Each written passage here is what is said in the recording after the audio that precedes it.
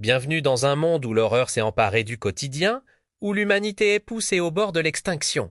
Astrid nous plonge dans un Japon moderne, soudainement et brutalement confronté à l'apocalypse zombie.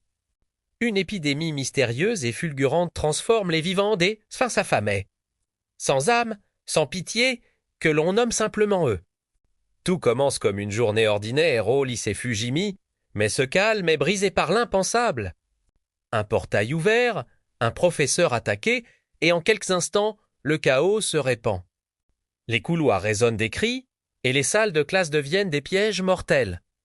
Au milieu de cette panique indescriptible, notre histoire se concentre sur un groupe d'adolescents et une infirmière scolaire, qui se retrouvent forcés de faire face à cette nouvelle réalité terrifiante. Le protagoniste, Takashi Komuro, un lycéen ordinaire, est le premier à réaliser l'ampleur de la catastrophe. Avec son ami d'enfance, Remi Yamoto, une jeune fille agile et déterminée, ils luttent pour échapper à l'horreur grandissante. Rapidement, ils sont rejoints par d'autres survivants, chacun doté de compétences uniques qui se révéleront vitales. Il y a Seko Busuge, la redoutable capitaine du club de kendo. Élégante et mortelle, elle manie son bokken avec une précision effrayante, devenant le fer de lance du groupe dans les combats rapprochés. Son calme froid et sa fascination pour la violence sont autant d'atouts que d'interrogations.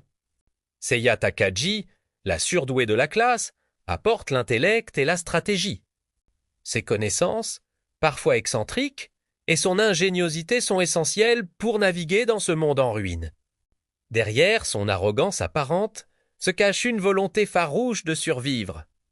Kota Hirano, l'introverti passionné d'armes à feu, se transforme en un expert en combat à distance. Son calme sous la pression et sa maîtrise des armes sont un atout inestimable face aux hordes zombies. Il est la preuve que même le plus discret peut devenir un héros. Enfin, Shizuka Marikawa, l'infirmière scolaire, apporte un certain réconfort et ses connaissances médicales, bien que son attitude parfois naïve contraste avec la brutalité de leur situation. Elle est le cœur parfois fragile du groupe, rappelant l'humanité qu'ils luttent pour préserver. Ensemble, ce petit groupe hétéroclite doit apprendre à survivre. Il fuit le lycée, traverse les rues de Tokonosu, une ville désormais peuplée de morts-vivants. Chaque pas est un danger, chaque coin de rue une menace. Il cherche des refuges, des ressources, et surtout, d'autres survivants. Le manga explore non seulement les combats sanglants contre les mais aussi les défis psychologiques et moraux de la survie. Les relations se tendent, les alliances se forgent, et les personnages sont confrontés à leurs propres démons intérieurs.